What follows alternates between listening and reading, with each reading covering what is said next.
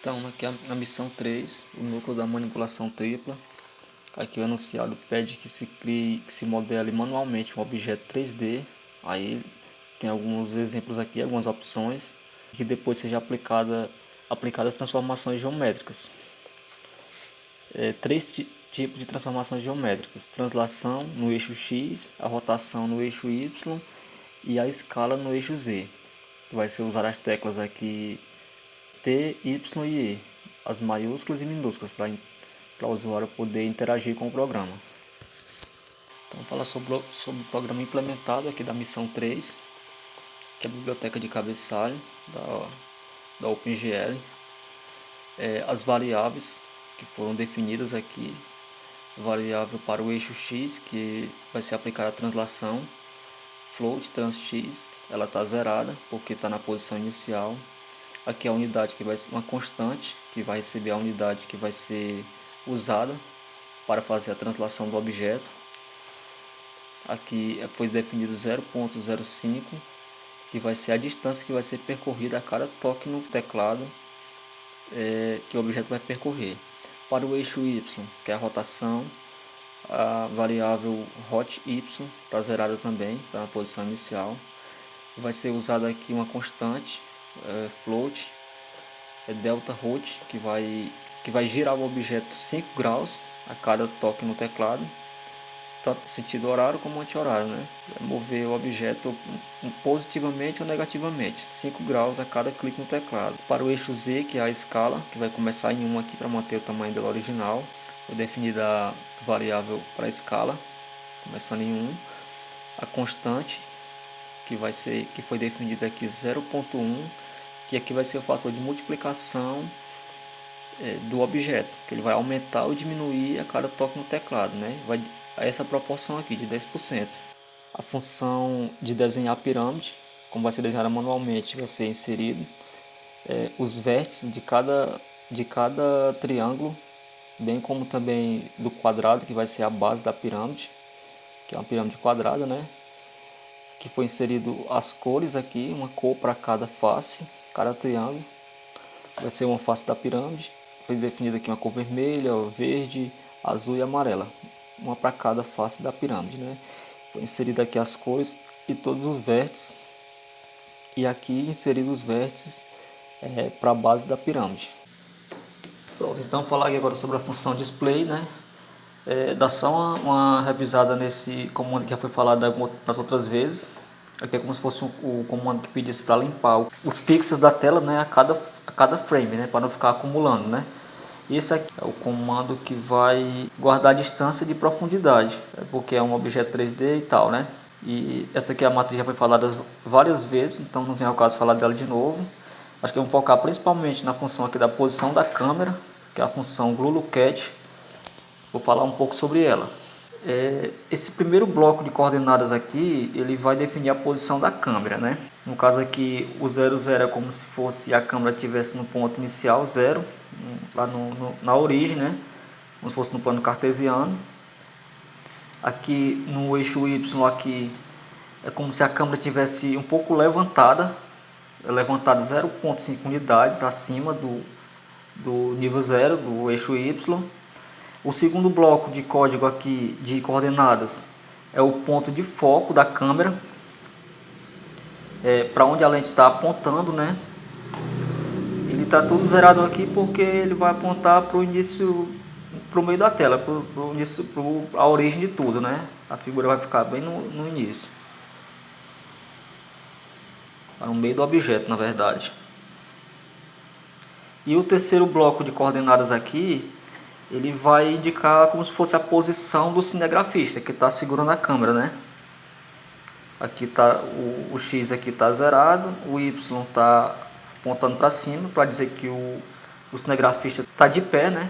Como se fosse, se colocasse aqui -1, ele estaria de cabeça para baixo.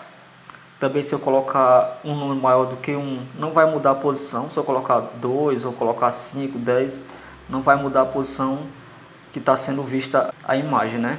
Na função aqui da aplicação das transformações compostas, Na verdade, a leitura dessas transformações vai ser na ordem inversa, de baixo para cima, né? Primeiro vai ser a escala, depois a rotação e depois a translação. O que está acontecendo aqui no GL ScaleF, né?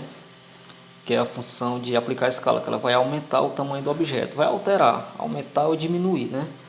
Ele vai receber os três fatores multiplicadores, 1.0, 1.0 e o ScaleF, a variável que foi definida lá no início do programa, né?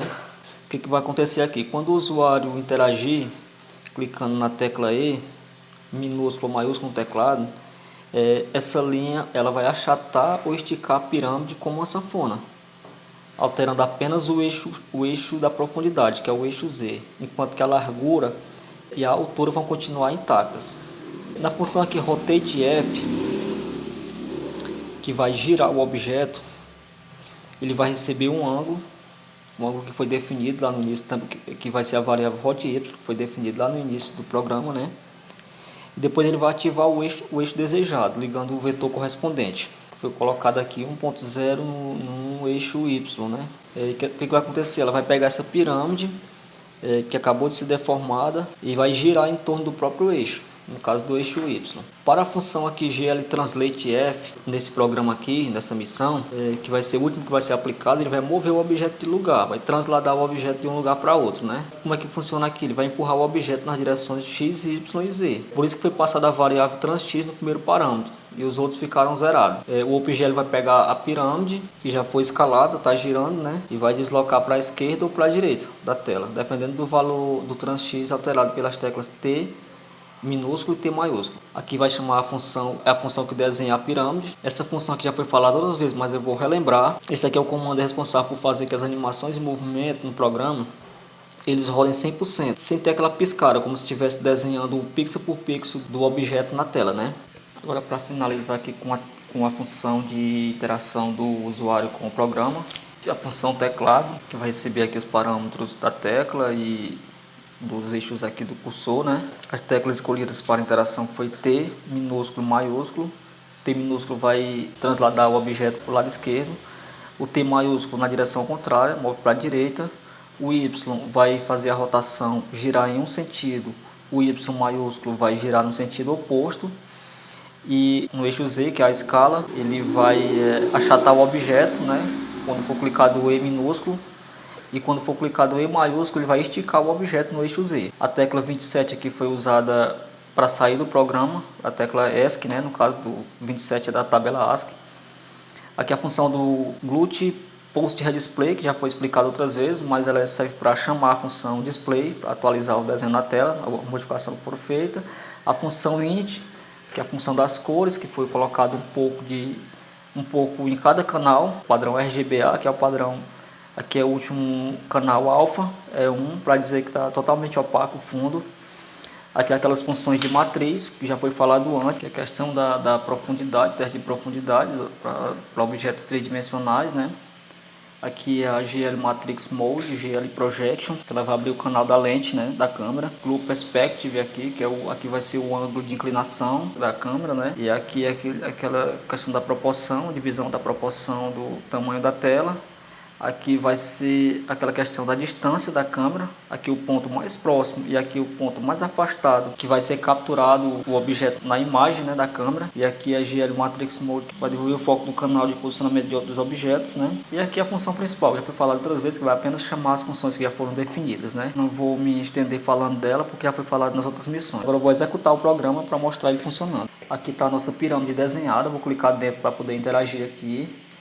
Vou clicar a primeira tecla T para demonstrar ela se movendo, trasladando aqui, né? Depois a tecla T maiúsculo, vai mover na direção contrária. Agora aqui a tecla Y, que vai fazer o giro no sentido. A tecla Y maiúsculo, que vai fazer o giro na direção contrária, vai fazer a rotação aqui, né? Então, usando a tecla E minúsculo, ela vai achatar a pirâmide. Eu vou girar um pouco ela aqui para poder mostrar melhor. Ela vai achatar E minúsculo aqui, e quando eu clicar E maiúsculo ela vai esticar, né, aí as dimensões dela. Então é isso o programa funcionando.